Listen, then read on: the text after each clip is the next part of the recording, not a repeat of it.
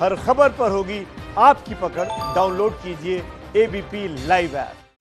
देखिए, सुशांत सिंह राजपूत केस में इस वक्त एक और बड़ी खबर आपको बताते हैं। ईडी, सीबीआई के बाद अब एनसीबी, नारकोटिक्स कंट्रोल ब्यूरो, ये भी जांच करेगा इस मामले में। टीम मुंबई पहुंच चुकी है।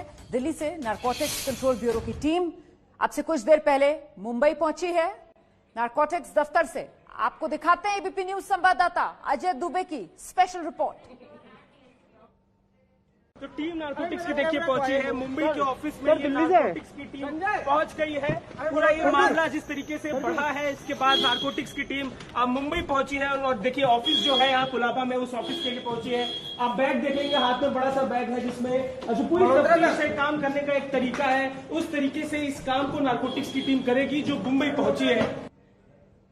तो नारकोटिक्स टीम भी जांच करेगी क्योंकि सुशांत केस में ड्रग्स का एंगल आ चुका है। और ड्रग्स के एंगल की एंट्री तब हुई जब रिया और उसके जानने वालों के व्हाट्सएप चैट जो है, जो डिलीट कर दिए गए थे, उनको ईडी ने बाकायदा रिट्रीव किया। इसके बाद ईडी ने नारकोटिक्स कंट्रोल ब्यूरो को इसके बारे में जानकारी दी। रिया का ये ड्रग्स कनेक्शन इस रिपोर्ट से समझिए आप।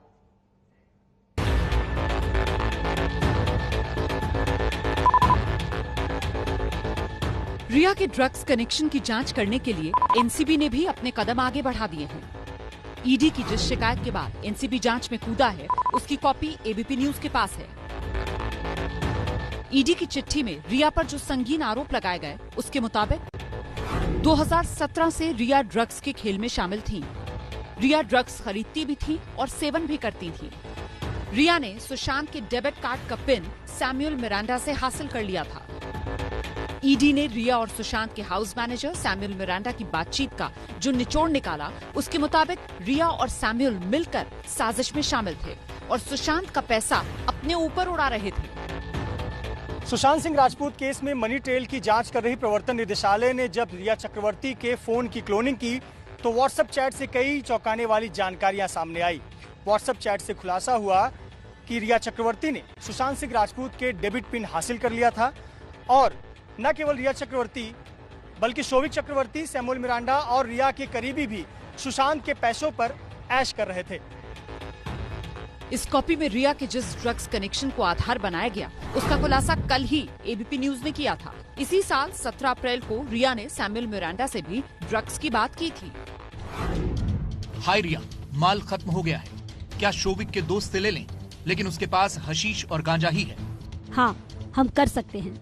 हम कैसे और कितना इंतजाम कर सकते हैं। इसके बाद 1 मई 2020 को सैमुअल रिया को फिर मैसेज करता है। हाय, क्या तुम दीपेश को 2 पैकेट वीड के लिए 17,000 रुपए दे सकती हो? सैमुअल के इस मैसेज का रिया ने कोई जवाब नहीं दिया, लेकिन इन चैट से ये साबित हो रहा है कि रिया ड्रग्स की डीलिंग में शामिल थी और इसी का जिक्र ईडी ने अपनी चिट्ठी में किया, जिसके आधार पर नारकोटिक्स कंट्रोल ब्यूरो यानी एनसीबी ने एनडीपीएस एक्ट के तहत कुल 6 लोगों पर केस दर्ज किया है। सुशांत सिंह राजपूत केस में ड्रग्स एंगल सामने आने के बाद नारकोटिक्स कंट्रोल ब्यूरो की टीम दिल्ली से मुंबई पहुंची है, जो इन्फोर्समेंट डायरेक्टरेट से मुलाकात कर सुशांत सिंह राजपूत केस में ड्रग्स एंगल और बॉलीवुड में फैले ड्रग्स के जाल को तार-तार करने की कोशिश करेगी। कैमरामैन मनोज जायसवाल के साथ मृत्युंजय सिंह, एबीपी न्यूज, मुंबई।